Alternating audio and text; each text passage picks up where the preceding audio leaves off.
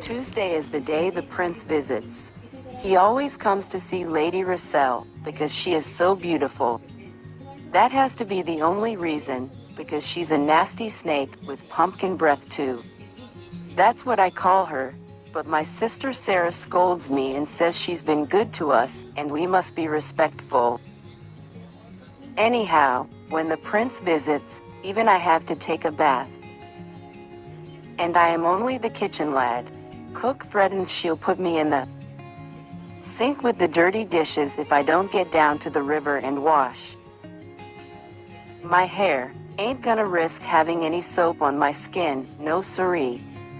So, off I run. That's not so bad, I guess. I love jumping off the high cliff. I really don't like Tuesdays. Tuesday is the day the prince visits. He always comes to see Lady Russell because she is so beautiful. Well, that must be the only reason, because actually, she's a nasty snake with pumpkin breath too. That's what I call her, but my sister Sarah scolds me and says she's been good to us and we must be respectful. Prince comes, even I have to have a anyhow, when the bath, and I am only the kitchen lad. Cook says she'll put me in the sink with the dirty dishes if I don't get down to the river and wash my hair. Ain't gonna risk having any soap on my skin, no siree. So off I run to the river. That's not so bad, I guess. I do love jumping in off the high cliff, except it's awfully cold.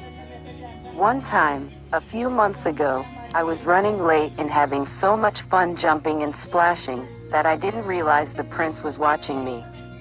He called out to me and chatted with me for a good long time. What a nice man. He was asking me about myself and my sister. Well, I told him the whole story, with all my best acting. Sarah says I am a great actor, and he was a great audience. I walked tall and proud like my dad, the great merchant that he was, and I blew strong and fierce like the storm that sank his. Once upon a time there was a kind and beautiful girl, whose name was Cinderella. She lived with her cruel stepmother and stepsisters, where she was treated as a servant and spent her days cleaning and waiting on them hand and foot. Despite their cruelty, Cinderella would always remember her mother's words, "Have courage and be kind." One day an invitation to a royal ball arrived. The prince was looking for a bride and everyone in the kingdom was invited. Her stepmother immediately ordered new gowns to be made for herself and her daughters. Cinderella worked day and night to prepare the new dresses in time. On the day of the ball, as they were preparing to leave, Cinderella came down the stairs in a dress she had made for herself. Her stepmother and stepsisters were so angry to see her so beautiful they tore up the dress and left without her. Left alone, Cinderella began to cry when all of a sudden her fairy godmother appeared.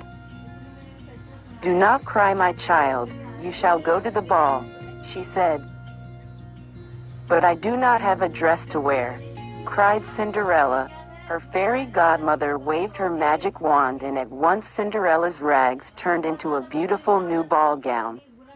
Then her fairy godmother found 6 mice playing in the pumpkin patch. She touched them with her magic wand and the pumpkin turned into a beautiful coach and the mice into 4 white horses and 2 coachmen. When everything was ready, Cinderella waved goodbye to her fairy godmother, who said, "The magic will only last until midnight. You must reach home by then." When she entered the ballroom, the guests were struck by her beauty and her stepmother and stepsisters did not know who she was. The prince asked Cinderella to dance and she was overjoyed. The prince and Cinderella danced all evening until Cinderella noticed the clock approaching midnight and she remembered her godmother's words. "I must go," she told the prince as she fled from the ballroom. As she ran down the steps of the palace, one of her glass slippers fell off, but sankusheets.com just as the clock struck 12. Her and she was wearing rags once more.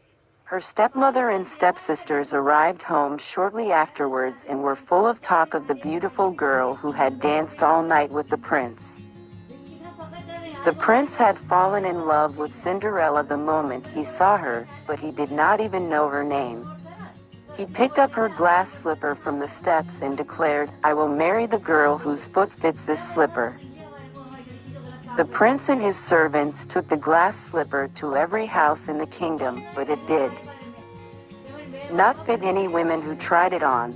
Cinderella's sisters tried to squeeze their large feet into the dainty shoe, but the servant was afraid it might break.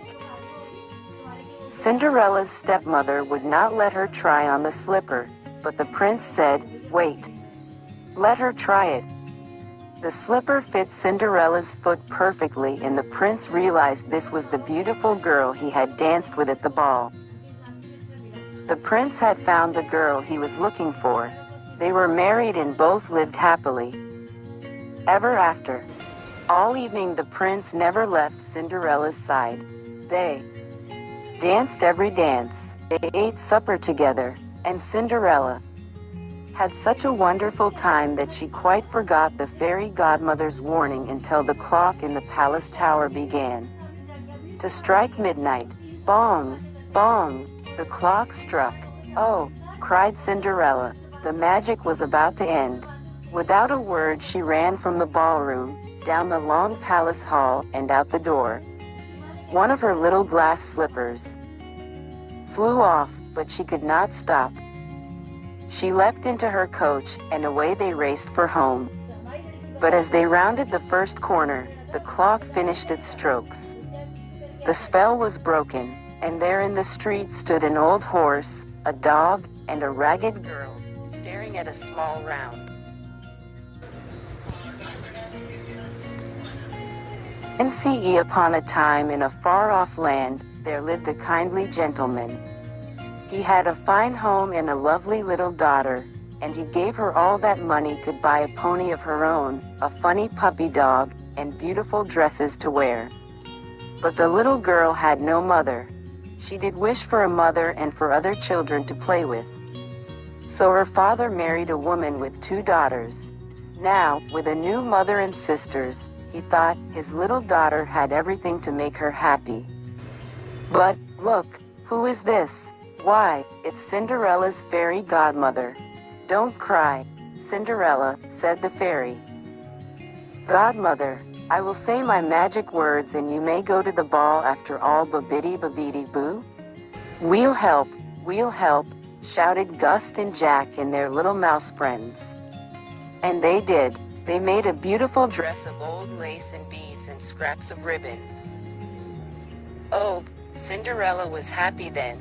"Look at me," she sang, "now I can go to the ball." "Stop, stop," eered the prince. Cinderella did not hear him. As she ran down the Paloche steps, he lost one of Murgla's slippers. The prince found her glass slipper lying on the polished steps. He called a footman. "Take this slipper and find its owner. I will marry the girl it fits." Without a word to the prince, she ran from the ballroom. She lost one of her slippers on the stairs, but there was no time to pick it up. Cinderella kept running until she realized she was in rags again, with the mice and rats scurrying along beside her. Cinderella. Copyright at Bedtime Short Stories. Once upon a time, there was a beautiful girl named Cinderella. She lived with her evil stepmother and 2 stepsisters. They did not like her and made her do "Whose foot fits this slipper?" The prince and his servants took the glass slipper to every